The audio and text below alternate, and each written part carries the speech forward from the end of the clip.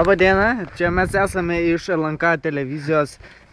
Labai įdomu, kaip jūs gyvenate, kaip jums sekasi. Nu nieko.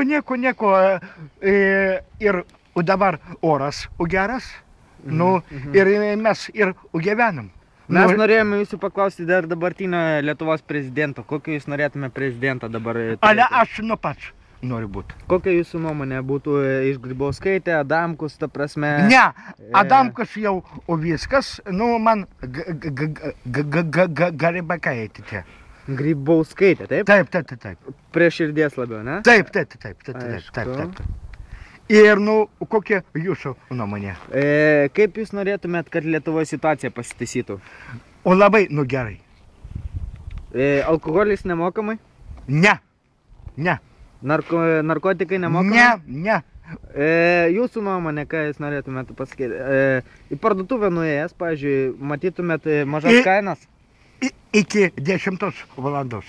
Alkoholis? Taip. Tai dabar yra tokia situacija? Taip. Taip ir reikia, ne? Taip, jo. Aha. Ne tik narkotikus. Ką jūs galvojate apie Arūną Valinską?